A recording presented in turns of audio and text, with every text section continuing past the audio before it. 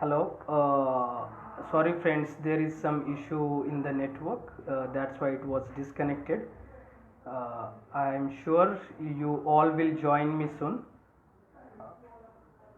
So, मी सांगत होतो की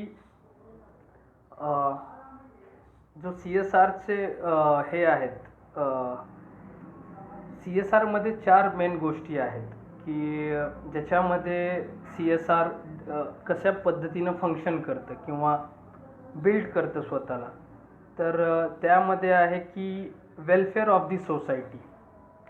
तर आपण पाहतो की पुष्कळ वेळा एखादा प्रोजेक्ट, एखादी कंपनी जेव्हा एखाद्या भागात येते तेव्हा काही लोकांना तिथून जावं लागतं, दुसऱ्या ठिकाणी मायग्रेट करावं लागतं किंवा त्यांचं रिहॅबिलिटेशन होतं. सो इन दॅट रिहॅबिलिटेट प्रोसेस त्या कम्युनिटीची ओव्हरऑल डेव्हलपमेंटची जबाबदारी त्या कंपनीची असते की ज्या प्रोजेक्टमुळे, ज्या कंपनीच्या प्रोजेक्टमुळे किंवा ज्या कंपनीच्या प्रोग्राममुळे एखाद्या कम्युनिटीला रिलोकेट व्हावं लागत असेल तर त्यांची रिहॅबिलिटेशनची जी रिस्पॉन्सिबिलिटी आहे ती त्या कम्युनिटीची आहे. सॉरी, नॉट कम्युनिटीची, ती त्या कंपनीची आहे. दुसरी आहे की वेलबिंग ऑफ दी एम्प्लॉईज. प्रत्येक कंपनीमध्ये जे एम्प्लॉईज असतात ते एम्प्लॉईज चे जे काही राईट्स आहेत, त्यांचे जे काही अधिकार आहेत, ह्या गोष्टींची पण वरती पण CSRला काम करावं लागतं की त्यांच्या ज्या काही राईट्स आहेत त्यांचे ॲज अ लेबर ॲक्ट म्हणा किंवा ह्या वेगवेगळे जे ॲक्ट असतात, मिनिमम वेजेस ॲक्ट आहे, तर ह्या ॲक्टवरती त्यांना काम करणं गरजेचं आहे. त्याच्यानंतर आहे एन्व्हायरमेंट प्रोटेक्शन ॲक्ट की जो आपण पाहतो की आपण वेगवेगळ्या पद्धतीनं ह्या एन्व्हायरमेंटमधून वेगवेगळे रिसोर्सेस आपण कन्झ्युम करत असतो. तर ते करत असताना नेचरला हानी न पोहोचणं सगळ्यात महत्त्वाचं आणि ते बॅलेन्स राहणं हे खूप आवश्यक आहे. त्यामुळं प्रत्येक कंपनी हे वेगवेगळे एन्व्हायरमेंटवरती प्रोजेक्ट करत आहे. आणि जसं फॉर एक्झाम्पल मी सांगितलं हिमालय ड्रग कंपनी, जी ट्री प्लांटेशन खूप मोठ्या प्रमाणात करते दरवर्षी. आणि त्याच पद्धतीने वेगवेगळ्या ज्या कंपन्याज असतात त्या वॉटर मॅनेजमेंटवरती, त्यानंतर क्लायमेट चेंजवरती, ब्लू कार्बन फूटप्रिंटवरती वेगवेगळ्या पद्धतीनं ते काम करत असतात. आणि हे करणं खूप गरजेचं आहे कारण आपण जे काही रिसोर्सेस कन्झ्युम करत आहेत नेचरमधून, त्या बदल्यात आपण नेचरला बॅलेन्स करण्यासाठी हे वेगवेगळे प्रोजेक्ट्स करणं अत्यंत आवश्यक आहे. त्यानंतर महत्त्वाचा दुसरा भाग आहे की व्हॉलेंटरिंग. व्हॉलेंटरिंग म्हणजे प्रत्येक कंपनीत एक CSRची टीम असते. त्या टीमचं ते काम आहे की त्या कंपनीतल्या एम्प्लॉईजला कशा पद्धतीनं आपण सोशल ॲक्टिव्हिटीजमध्ये एंगेज करू शकतो. फॉर एक्झाम्पल की we do the tree plantation. मग त्या ट्री प्लांटेशनमध्ये आम्ही आमच्या व्हॉलेंटियर्सला घेऊन जाऊन झाडे लावण्याचं काम, हे अशा पद्धतीनं व्हॉलेंटियर्सला एंगेज करणं. किंवा एखादं स्कूल एखाद्याने अडॉप्ट केलेलं आहे तर त्या शाळेमध्ये जाणं आणि तिथील विद्यार्थ्यांना एखादं सेशन्स आपण आपल्या व्हॉलेंटियरच्या माध्यमातून घेऊ शकतो. तर आपल्या कंपनीतले जे काही एम्प्लॉईज आहेत, जे व्हॉलेंटिअरिंगसाठी रेडी आहेत, अशा लोकांना घेऊन व्हॉलेंटिअरिंग प्रोग्राम राबवणे ही एक खूप महत्त्वाची CSRची भूमिका आहे. की फक्त त्या टीमनी किंवा पार्टनर NGOनी न करता त्या कंपनीतल्या पण काही एक्सपर्ट जे लोक असतात त्यांच्या स्किलचा कसा वापर केला जाईल, त्यांच्या एक्सपर्टीजचा कसा वापर केला जाईल, ह्या गोष्टी खूप महत्त्वाच्या असतात CSRमध्ये. त्यामुळं आणि काही कंपन्यांमध्ये एक फिक्स आवर्स, म्हणजे फॉर एक्झाम्पल महिन्यातले एक 10 तास तुम्ही CSRसाठी दिले पाहिजेत असं मॅन्डेटरी पण आहे. आणि त्यामुळं सर्व एम्प्लॉईजला काही ना काहीतरी ज्या कंपनीच्या CSR ॲक्टिव्हिटी असतात त्यामध्ये त्यांना कॉन्ट्रीब्यूट करावं लागतं. तर CSRची ही एक खूप महत्त्वाची भूमिका आहे की प्रत्येक व्यक्तीला त्याच्या कौशल्यानुसार, त्याच्या स्किल्सनुसार किंवा त्याच्या इंटरेस्ट एरियानुसार कसं CSRच्या ॲक्टिव्हिटीजमध्ये एंगेज करता येईल हे पाहणं. तर ह्या मेजर गोष्टी आहेत CSRच्या.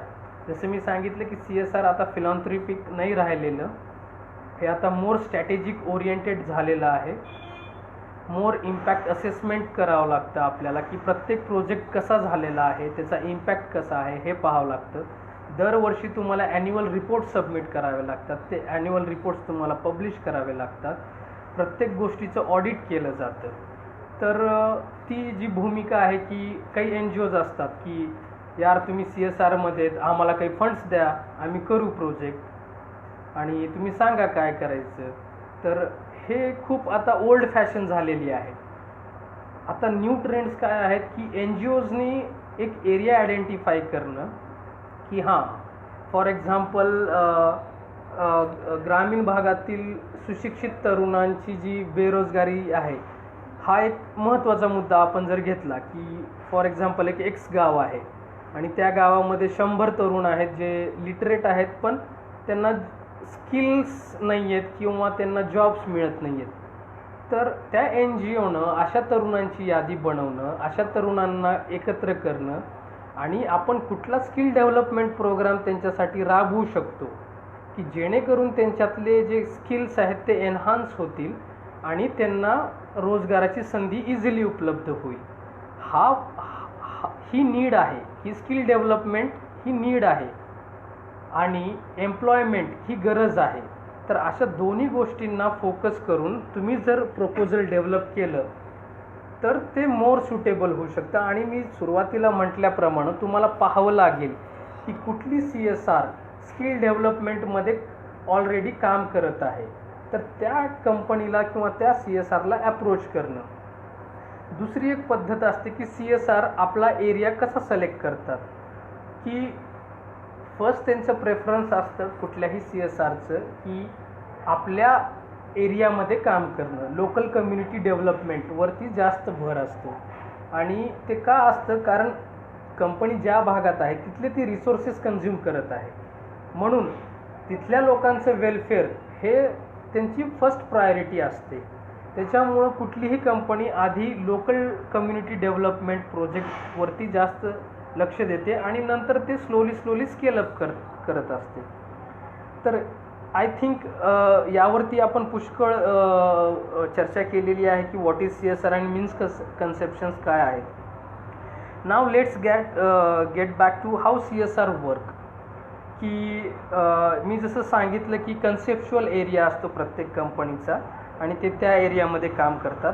त्यानंतर CSRच्या आता काही CSR स्वतः प्रोजेक्ट डिझाईन करतात आणि स्वतः प्रोजेक्ट इम्प्लिमेंट पण करतात की ज्यांच्याकडे मोठी टीम आहे.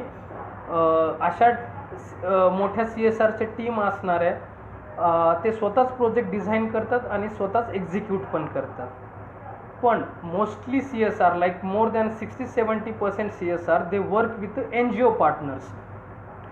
NGO पार्टनर्ससोबत ते काम करतात. सो हाऊ दे आयडेंटिफाय NGOज. कित्येक वेळा NGOज ते स्वतः प्रपोजल देतात and then they work together, किंवा CSR स्वतः एक प्रोजेक्ट डिझाईन करतो, प्रोग्राम डिझाईन करतो and then they identify the NGO who can execute that project on a ground. तर असे 2 प्रकार आहेत हे करण्याचे, की स्वतः पण करणं किंवा NGO मार्फत करणं. पण NGO मार्फत करण्याचे बेनिफिट्स काय आहेत, तर 2 बेनिफिट्स आहेत त्यात. एक तर NGOचं कम्युनिटीसोबतची जी एंगेजमेंट असते ती खूप स्ट्रॉंग असते, कारण NGO त्या भागात खूप वर्षानुवर्षे काम करत असते.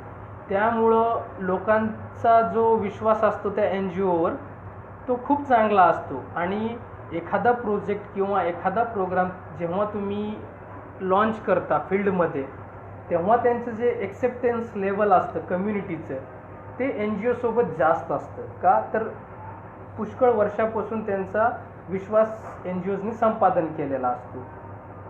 दुसरा महत्त्वाची गोष्ट की एन जी ओज सोबत काम केल्यानं प्रोजेक्ट सक्सेस होण्याचे चान्सेस का जास्त आहेत का, तर ते तिथल्या लोकल कम्युनिटीला they understand in a better way. Secondly, they know the available resources. Third thing, they know how to target the audience.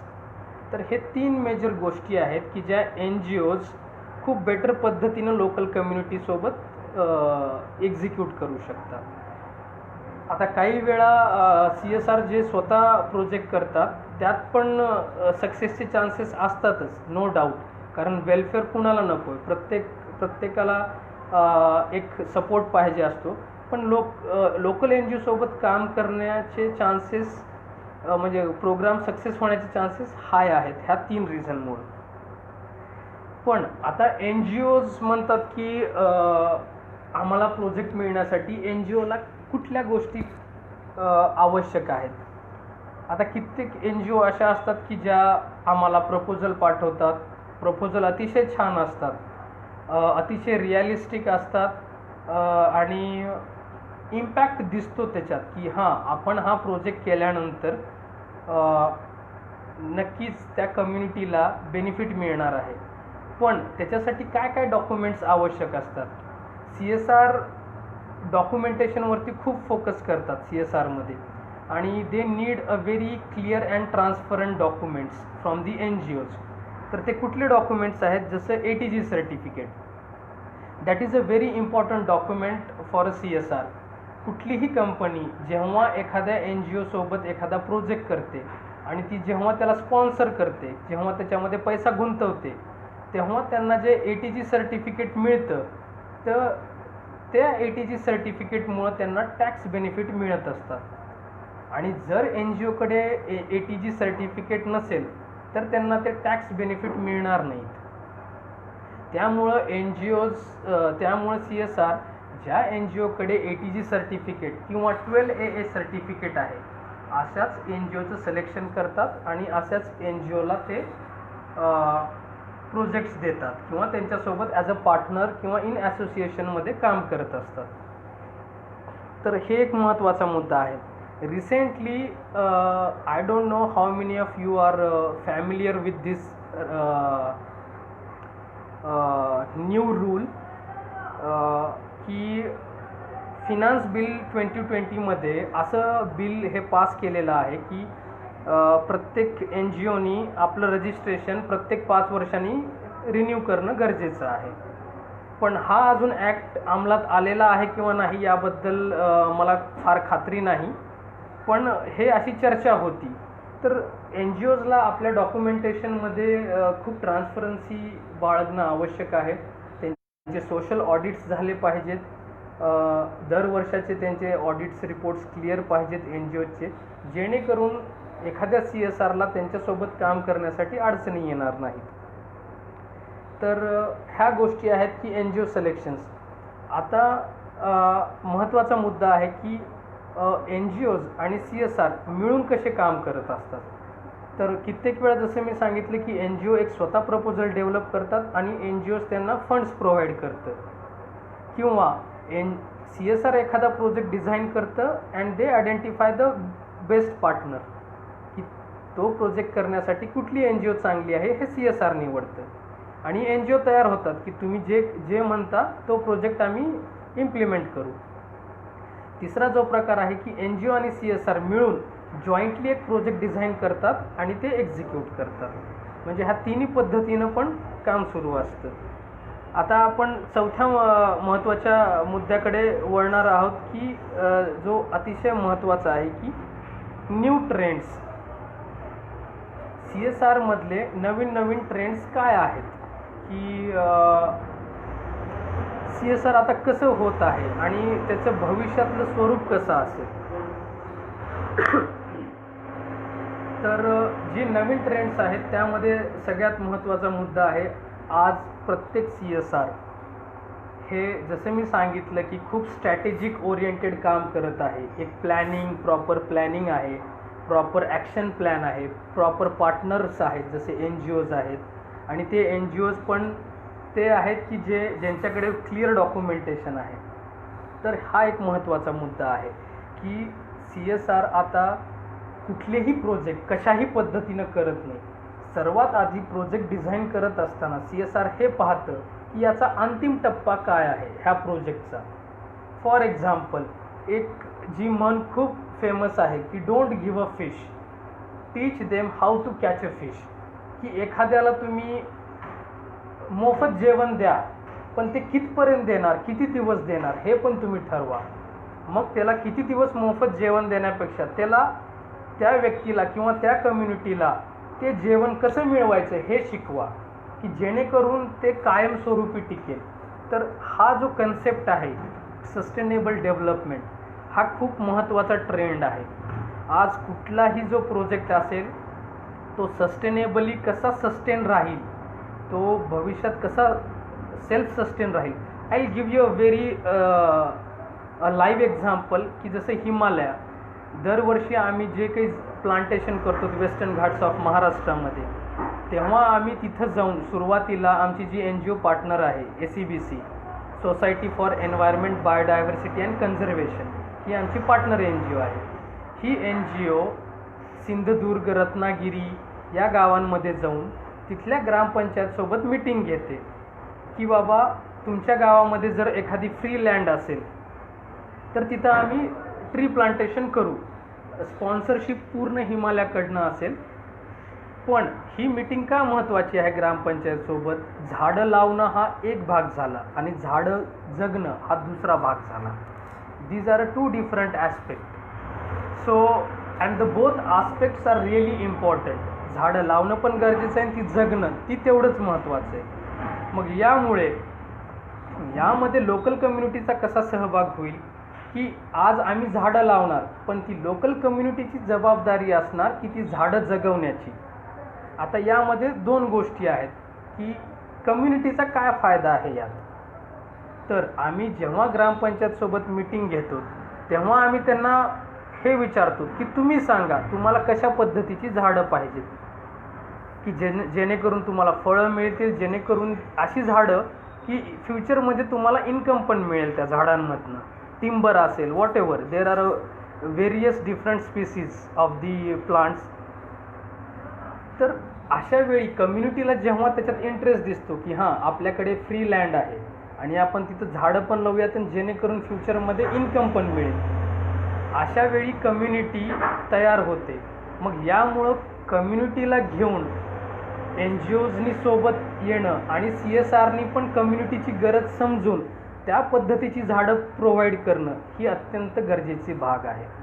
जेणेकरून कम्युनिटीला इन्कम मिळत असल्यामुळे कम्युनिटी याच्यात इंटरेस्ट घेईल आणि तुमचा सर्वायवल रेट म्हणजे झाडं जगण्याचं प्रमाण जे आहे ते जास्त राहील. हे पहा, जोपर्यंत लोकल कम्युनिटी इन्व्हॉल्व होत नाही एखाद्या प्रोजेक्टमध्ये तोपर्यंत तो प्रोजेक्ट सक्सेस होत नाही. हे खूप खूप क्लिअर आहे. जोपर्यंत तुम्ही लोकांचा खरा इंटरेस्ट काय आहे, त्यांची खरी गरज काय आहे आणि ती गरज कशा पद्धतीनं पूर्ण केली जाईल हे जोपर्यंत आपण मूळ समजून घेत नाही तोपर्यंत प्रोजेक्ट सक्सेस होत नाही. त्याच्यामुळं कम्युनिटीची गरज, त्या इंडिव्हिज्युअलची गरज, त्याच्यानंतर आपण त्या कशा पूर्ण करू ह्या पद्धतीनं प्रोजेक्ट डिझाईन करणं गरजेचं आहे. So this is an example की मग आम्ही काय करतो की ग्रामपंचायतसोबत मीटिंग घेऊन मग ग्रामपंचायत आम्हाला एक झाडांची लिस्ट देते की ही झाडं जर तुम्ही लावली तर ती आम्ही जगवू. मग ती झाडं हिमालय प्रोव्हाइड करतं त्या कम्युनिटीजला आणि SEBC ते झाडं लावण्याचं काम करतं. ती संस्था ती झाडं लावते, हिमालय त्या झाडांचे पैसे देतं, स्पॉन्सर्स करतं आणि लोकल कम्युनिटी त्याचं संगोपन करतं. So this is call integrated development approach, की एकत्रितपणे येणे आणि डेव्हलपमेंट गोल अचीव करणे, ज्याच्यामध्ये NGO आहे, ज्याच्यामध्ये CSR आहे, ज्याच्यामध्ये कम्युनिटी आहे. So this is an example. तर अशा पद्धतीनं काम करण्याचा ट्रेंड आलेला आहे आता असा ट्रेंड नाही आहे की ऑफिसमध्ये बसणं आणि आपण ठरवणं की कम्युनिटीला काय पाहिजे. तुम्हाला NGOचं काम आहे कम्युनिटीमध्ये जाणं, कम्युनिटीच्या गरजा आहेत, ज्या त्यांच्या नीड्स आहेत त्या आयडेंटिफाय करणं आणि त्या नीड्स कशा पद्धतीनं फुलफिल करता येईल याच्यावर प्रोजेक्ट डिझाईन करणं. तर हा एक महत्त्वाचा ट्रेंड ठरलेला आहे. आणि यासाठी वेळोवेळी रिसर्च करणे, वेळोवेळी गावात जाऊन सर्वे करणे, कारण ट्रेंड हा खूप फास्ट बदलत चाललेला आहे. फॉर एक्झाम्पल, एक काळ होता की जेव्हा आपल्याला आपल्या जे चौक म्हणू आपण, जो मेन सेंटर आहे गावातला, तिथं जाऊन ऑटोजला किंवा जे टॅक्सीवाले आहेत त्यांना आपल्याला बार्गेनिंग करावं लागायचं, त्यांना निगोशिएशन करावं लागायचं. पण आज ओला आणि उबरनी ते मार्केट पूर्ण संपवलेलं आहे. आज तुम्ही घरी बसून विदाऊट बार्गेनिंग तुम्हाला ऑटोवाल्यासोबत पैशाची कमी जास्ती करण्याची काही फार आवश्यकता नाही. ॲट युअर डोअर स्टेप तुमच्या घराच्या समोर ऑटो येतो किंवा टॅक्सी येते आणि तुम्हाला जिथं जायचं तिथं सोडतात ते. तर ट्रेंड हा फार बदलत आहे. सुरुवातीला आपण जसं हॉटेलमध्ये जाऊन बसून जेवण करायचं, आज तुम्ही तुमच्या फेवरेट रेस्टॉरंटचं जेवण तुमच्या घरी तुमच्या कन्व्हिनियंट वेळेत करू शकता झोमॅटो आणि स्विगीनुसार. त्याच पद्धतीनं यू नीड टू अंडरस्टँड की कसे कसे ट्रेंड्स बदलत आहेत आणि त्या ट्रेंड्सनुसार CSR पण बदलत आहे. दुसरी गोष्ट आहे सस्टेनेबल डेव्हलपमेंट गोल्स. हा नवीन ट्रेंड आहे की प्रत्येक कंपनी आपला एक डेव्हलपमेंट गोल बनवते. फॉर एक्झाम्पल, आम्ही शेतकऱ्यांसोबत काम करतो, Himalaya working with lot of farmers. का तर शेतकरी आमच्यासाठी हर्ब्स कल्टिवेट करतात आणि म्हणून आम्ही त्यांच्यासोबत पण काम करतो. मग हे गोल डिसाईड करताना, सस्टेनेबल डेव्हलप गोल डिसाईड करताना ते गोल्स 4 वर्ष 5 वर्षाचे गोल्स असतात. ते शॉर्ट टर्म गोल्स नसतात. So these are long term goals. आणि मी जसं तुम्हाला सांगितल्याप्रमाणे की एखाद्याला मोफत जेवण देण्यापेक्षा त्याला त्याचं जेवण कसं स्वतः मिळवता येईल हे शिकवणं खूप गरजेचं आहे. तशा पद्धतीनं प्रत्येक CSR आज आपला एक सस्टेनेबल गोल प्लॅन करत आहे. तो सस्टेनेबल डेव्हलपमेंट गोल हाही असू शकतो की 2025पर्यंत आम्ही 10 लाख लोकांना चांगल्या आरोग्य सुविधा पुरवू.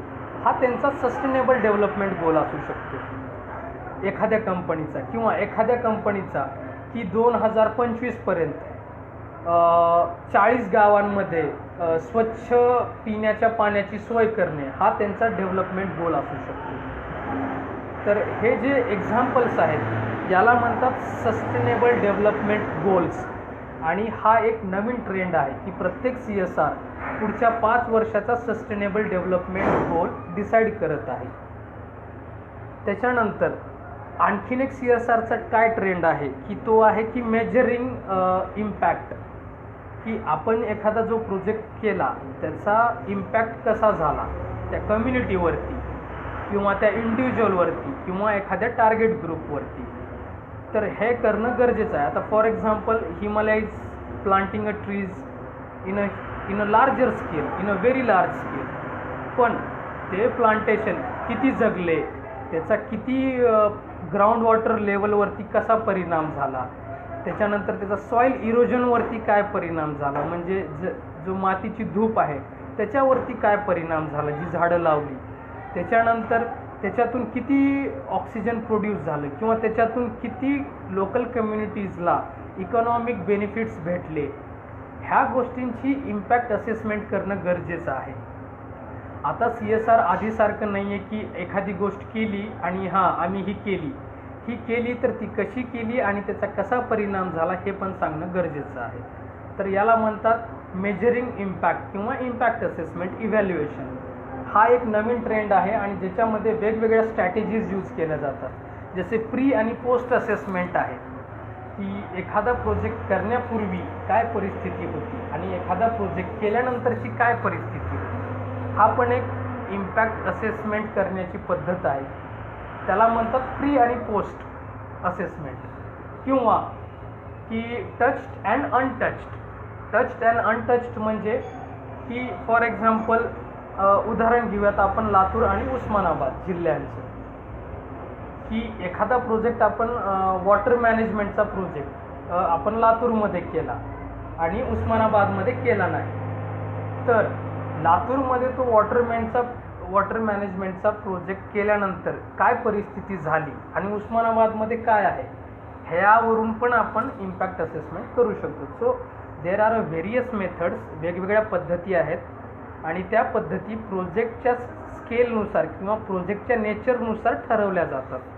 तर हा एक महत्त्वाचा ट्रेंड आहे CSRमध्ये की जो आज फॉलो केला जातो, इम्पॅक्ट असेसमेंट.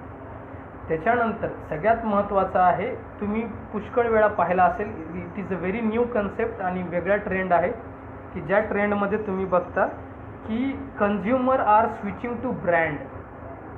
आज जो उपभोगकर्ता आहे, जो कन्झ्युमर आहे, फॉर एक्झाम्पल रिसेंटली कोविडची जी परिस्थिती आज ह्या जगभरात पसरलेली आहे, त्यावर असं आढळून आलं की जसं टाटा ग्रुप्सनी 1500 करोड्स PM केअर फंडसाठी त्यांनी डोनेट केली रिलीफसाठी, कोविडच्या रिलीफसाठी. तर त्यावेळेस आता जो काही कन्झ्युमर वर्ग असेल, जो कोणी उपभोक्ता असेल, त्याच्या मनात त्या टाटा ट्रस्टबद्दल रिस्पेक्ट निर्माण झाला किंवा त्या टाटा ग्रुपबद्दल रिस्पेक्ट डेफिनेटली असेल की बाबा त्यांनी अशा परिस्थितीमध्ये PM केअर फंड्सला जे काही त्यांनी अमाऊंट डोनेट केली, which is a huge amount. तर आज कन्झ्युमर हे पाहत आहेत की कुठली कंपनी काय CSR करत आहे आणि त्यांचं काय CSR आहे आणि त्यानुसार ते आज प्रोडक्टचं सिलेक्शन करत आहेत. त्यामुळं कन्झ्युमरच्या मनात जागा निर्माण करण्यासाठी आज CSRला वेगवेगळे वेलफेअर ओरिएंटेड ॲक्टिव्हिटीज करणं खूप गरजेचं आहे. आणि मी सांगितल्याप्रमाणे त्या फक्त करून उपयोग नाही आहे, तर त्याचा इम्पॅक्ट पण काय आहे हे सगळ्यांना सांगणं हा एक नवीन ट्रेंड झालेला आहे. तर ह्या ट्रेंडसाठी आज कंपन्या कॉज मार्केटिंग करत आहेत. सो कॉज मार्केटिंग म्हणजे नेमकं काय मी तुम्हाला सांगतो थोडक्यात. कॉज मार्केटिंग म्हणजे की एखादा प्रोडक्ट तुम्ही जेव्हा सेल करता मार्केटमध्ये, तर त्याच्यातली काही रक्कम ह्या एखाद्या पर्टिक्युलर कॉजसाठी डोनेट केली जाईल. फॉर एक्झाम्पल हिमालयाचं एक लिप बाम आहे. हिमालयाचं लिप बाम जेव्हा एक लिप बाम आम्ही सेल करतो, त्याच्यातले 2 रुपये हे क्लेफ्ट सर्जरीसाठी डोनेट केले जातात. प्रत्येक लिप बामचे 2 रुपये हे त्या कॉजसाठी जातात. आता क्लेफ्ट सर्जरी म्हणजे काय? क्लेफ्ट सर्जरी म्हणजे जे नाक आणि ओठ जेव्हा असं कनेक्ट असतं, चिटकलेलं असतं, त्याचं ऑपरेशन. तर ह्याला म्हणतात की क्लेफ्ट सर्जरीज. किंवा PNGचं आहे, आपण TV वर ॲड बघितली असेल की तुम्ही हा प्रोडक्ट घ्या, ह्याच्यातले 2 रुपये ह्या गोष्टींसाठी दिले जातील, त्याला म्हणतात कॉज मार्केटिंग. तर हा एक नवीन ट्रेंड आहे की आज पुष्कळ कंपन्या आपल्या प्रोडक्टचा सेल करतात आणि त्या सेलमधली एक ठराविक रक्कम सोशल कॉजसाठी डोनेट केली जाईल असं जेव्हा ते सांगतात, त्याला कॉज मार्केटिंग म्हणतात. So this is a very new trend emerging in a CSR industry. आणि ज्यात दोन्ही गोष्टी आहेत की जेणेकरून कन्झ्युमरला पण एक समाधान मिळतं की यार हां, मी हे लिप बाम घेतलं, पण मी हे लिप बाम घेतल्यामुळं माझे 2 रुपये ह्या सामाजिक कार्यासाठी जात आहेत. त्याच्यामध्ये त्यांचं पण समाधान आहे, कंपनीला पण समाधान आहे की आम्ही कन्झ्युमर्सचा जो पैसा आहे तो व्यवस्थित पद्धतीनं युटिलाइज करत आहेत आणि या त्या इंडिव्हिज्युअल्सचं पण बेनिफिट आहे ज्याचं हे ऑपरेशन फ्रीमध्ये होत आहे. तर याला म्हणतात cause marketing. So this is a very emerging trend. तर हे आहेत CSRचे ट्रेंड. आता थोडक्यात एक 5 मिनिटात मी फक्त कन्क्लूड करतो की CSRमध्ये प्रत्येकाला जॉब हवा आहे आणि तो जॉब मिळवण्यासाठी आज प्रत्येक MSW स्टुडंट किंवा BSW स्टुडंट किंवा MS सोशिओलॉजी स्टुडंट प्रयत्न करत आहेत. आणि फार चांगली गोष्ट आहे की CSRच्या माध्यमात थ्रू MSW, BSW किंवा MS सोशिओलॉजीच्या विद्यार्थ्यांना एक चांगली अपॉर्च्युनिटी आहे की एका स्ट्रक्चर्ड आणि कॉर्पोरेट कल्चरमध्ये राहून सोशल वर्क करण्याची जी मजा आहे ती फार छान आहे. कारण मी गेली 5 वर्ष झालं CSRमध्ये आहे आणि I am really enjoying my work. हे माझं पॅशन पण आहे आणि तुम्हाला एक कॉर्पोरेट कल्चरमध्ये राहून सोशल वर्क करण्याची जी संधी आहे ती CSRमध्ये आहे. पण आता अडचणी काय असतात की प्रत्येकाला वाटतं CSRमध्ये जॉब कसा मिळेल मला. तर त्याच्यासाठी काही गोष्टी फार आवश्यक आहेत. जेव्हा कंपनी एखाद्याला रिक्रूट करते किंवा त्या रोलसाठी पाहते, तेव्हा ती सगळ्यात महत्त्वाचा मुद्दा आहे की कम्युनिकेशन. कारण CSRमध्ये तुम्ही काम करत असताना तुम्हाला वेगवेगळ्या कम्युनिटीसोबत काम करायचे, वेगवेगळ्या एज ग्रुपसोबत काम करायचे, वेगवेगळ्या इन्स्टिट्यूशन्ससोबत काम करायचे, वेगवेगळ्या कल्चरसोबत काम करायचे. फॉर एक्झाम्पल, आज मी महाराष्ट्रामध्ये वेस्टर्न घाट्समध्ये काम करतो, मेघालयामध्ये काम करतो, शिलाँगमध्ये काम करतो, त्यानंतर राजस्थानला मला जावं लागतं, मी तिथलं प्रोजेक्ट पाहतो. तर मला अशा वेगवेगळ्या कम्युनिटीसोबत, वेगवेगळ्या कल्चरसोबत, वेगवेगळ्या एज ग्रुपसोबत काम करावं लागतं. हे काम करत असताना तुमचं कम्युनिकेशन स्किल हे अत्यंत चांगलं असणं आवश्यक आहे. आणि हे फार चॅलेंजिंग नाही आहे, हे फार अवघड नाही आहे आपलं कम्युनिकेशन स्किल डेव्हलप करणं. You need a more reading habit, you have to develop that. तुम्हाला वाचनाची डेव्हलप करावं लागेल. काहीही वाचा पण यू नीड टू डेव्हलप. आणि स्पेसिफिकली मी सांगतो की जसं मराठवाड्या भागातील जे आपले माझे मित्र असतील, ज्युनियर्स असतील, जे आता MSW करत आहेत किंवा जे केलेले असतील, तर तुम्ही कम्युनिकेशन डेव्हलप करा. इंग्लिशवर चांगली कमांड मिळवा. ते मिळवणं फार अवघड नाही आहे. मी पण लातूरचाच आहे. माझं पण एज्युकेशन मराठी मीडियममधूनच झालेलं होतं. आणि मला विश्वास आहे जर मी डेव्हलप करू शकतो तर कुणीही करू शकतं. आणि याच्यासाठी हे काही फार रॉकेट सायन्स नाही आहे हे डेव्हलप करण्यामागं. पण विदाऊट कम्युनिकेशन स्किल CSRमध्ये एंटर करणं चॅलेंजिंग आहे, अवघड आहे. त्यामुळं you have to be a very good in communication. त्याच्यानंतर सगळ्यात महत्त्वाचा मुद्दा आहे की तुमचा जो पर्स्पेक्टिव्ह आहे एखाद्या प्रोजेक्टला बघण्याचा, तर ते पण खूप तपासून पाहतात. आता पर्स्पेक्टिव्ह म्हणजे काय थोडक्यात, की एखाद्या गोष्टीचं तुम्ही ॲनालिसिस कसं करता. की गरिबी आहे, आता फॉर एक्झाम्पल एक जाऊ द्या, आपण हे बघूयात की लातूरमध्ये पाणी टंचाई आहे, तर ह्याचं विश्लेषण तुम्ही कसं करता किंवा ह्याचं ॲनालिसिस तुम्ही कसं करता. की बाबा पाणी टंचाई ही पाऊस कमी पडल्यामुळे आहे का लातूरच्या लोकांमध्ये वॉटर मॅनेजमेंटबद्दलची जागरूकता किती आहे, ह्यामुळं पण पाणी टंचाई आहे का, किंवा पाण्याचं जे डिस्ट्रीब्युशन होतं ते कशा पद्धतीनं होतं, म्हणजे इंडस्ट्रीजला किती पाणी सप्लाय केलं जातं, किंवा हाऊसेसला किती केलं जातं, किंवा ॲग्रिकल्चरला किती यूज केलं जातं, किंवा ॲग्रिकल्चरमध्ये जे वॉटर यूज केलं जातं ते कशा पद्धतीनं केलं जातं, ड्रीप इरिगेशन आहे का, किती शेतकऱ्या, म्हणजे हे ॲनालिसिस तुम्ही कसं करता की पाणी टंचाई आहे पण त्याच्यामागची किती कारणं आहेत, त्या गोष्टीला तुम्ही कसं पाहता. तर हा पण एक महत्त्वाचा मुद्दा आज पाहिला जातो CSRमध्ये तुम्हाला घेताना, की बाबा ह्या कॅन्डिडेटचा पर्स्पेक्टिव्ह कसा आहे, ह्याचे ॲनालिटिकल स्किल्स कसे आहेत ह्याचे. तर कम्युनिकेशन नंतर हा महत्त्वाचा मुद्दा आहे. त्यानंतर सगळ्यात महत्त्वाची जी गोष्ट आहे की तुम्ही किती अपडेटेड आहात.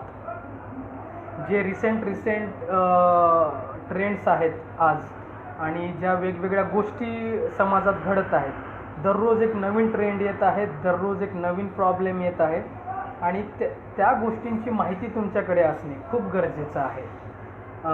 आणि हे करत असताना तुम्हाला लक्षात येईल की आपण नेहमी अपडेट होत राहणं, एका सोशल वर्करला नेहमी अपडेट का राहावं लागतं, का तर आपण कम्युनिटीसोबत काम करतो. We are working with different human beings, different culture people, and with आपण मशीनसोबतच काम करत नाही आहेत. So we are working with human beings.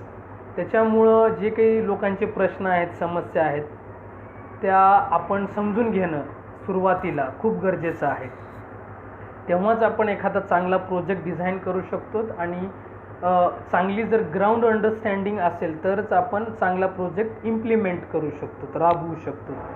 जर आपल्याला ग्राउंडमध्ये म्हणजे फील्डमध्ये जर चांगलं नॉलेज नसेल, आपल्याला माहीत नसेल, तर एखादा चांगला प्रोजेक्ट पण फेल होऊ शकतो. त्यामुळं ह्या गोष्टींची अंडरस्टँडिंग तुमच्यामध्ये किती आहे हे CSR पाहतं. त्याच्यानंतर तुम्हाला मी सांगतो एन जी ओ बॉक्सवरती ही एक ह्याच्यावरती तुम्हाला दरवर्षी CSRचे रिपोर्ट्स मिळतात. जसं CSR इन इंडिया 2020 असं जर तुम्ही टाईप केलं तर तुम्हाला एक रिपोर्ट मिळेल की ज्या रिपोर्टमध्ये तुम्हाला कळेल की इंडियाच्या किती CSR कंपन्या आहेत आणि त्या कुठल्या कुठल्या प्रकारचे प्रोजेक्ट करतात आणि ते प्रोजेक्ट कम्युनिटीला कसे बेनिफिट मिळवून देतात आणि कशा पद्धतीने फंड्स ते युटिलाइज करतात. फंड्स युटिलाइजवरून मला एक महत्त्वाचा मुद्दा सगळ्यांना सांगू इच्छितो मी अवघ्या 2 मिनटात. NGOजला आज फंड युटिलायझेशन रिपोर्ट देणं फार अत्यंत आवश्यक आहे.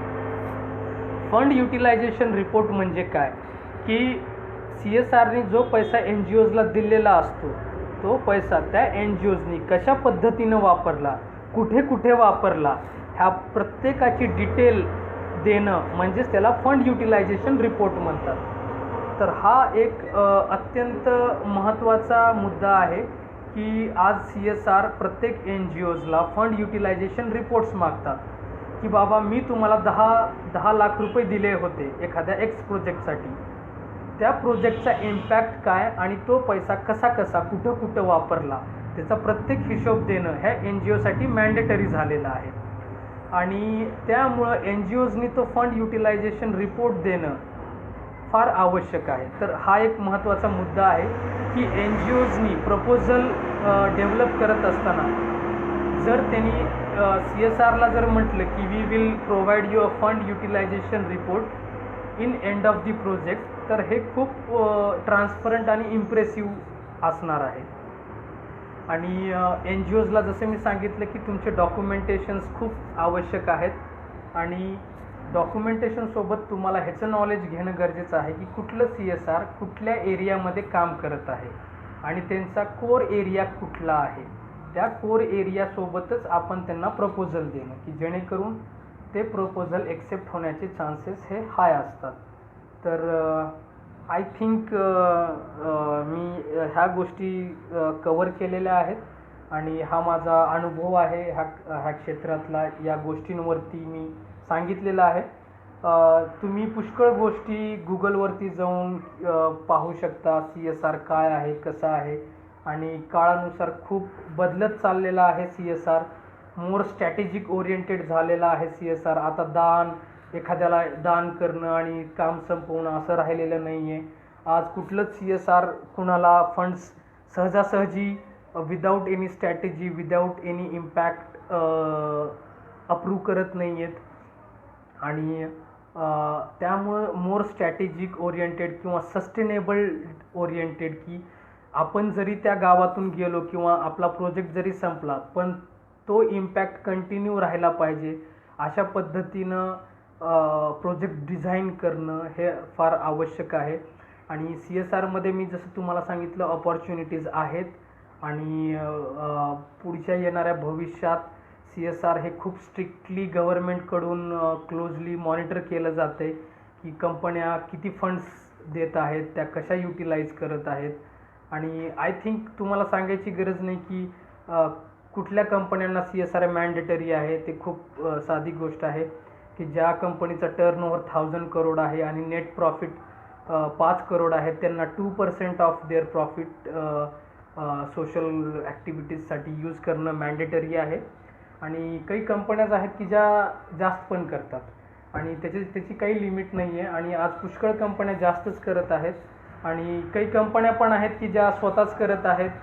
तर दोन्ही प्रकारचे आपल्याला CSR पाहायला मिळतील की जे NGO पार्टनरशिपसोबत काम करतात, काही CSR स्वतः करतात आणि वेगवेगळ्या पद्धतीनं आपण ते करू शकतो. तर तुमचे जे काही प्रश्न असतील आणि या व्हिडिओमध्ये मी जी काही उदाहरणं दिलेली आहेत ती तुम्हाला ती कन्सेप्ट समजावा म्हणून दिलेली आहेत आणि होप की तुम्हाला ती कळालं असेल. तुमचे जे काही प्रश्न असतील ते तुम्ही प्लीज आशिष सरांशी संपर्क करा आणि त्यांना ते प्रश्न सांगा आणि तुमच्या प्रश्नांना मी नक्की उत्तर देईन. आणि हा व्हिडिओ हे सेशन संपवण्याच्या पूर्वी मी सगळ्यांना एक विनंती करतो, कोविड-19ला सगळ्यांनी जे धैर्यानं प्रतिसाद देत आहे ते असंच राहू द्या. Don't go without reason. बाहेर जाऊ नका काही रिझन असल्याशिवाय. And take this very seriously. Keep social distancing, that is very important. प्रेडिक्शननुसार जून आणि जुलैमध्ये हे पसरण्याचे चान्सेस जास्त आहेत. त्यामुळं avoid going outside without any reason.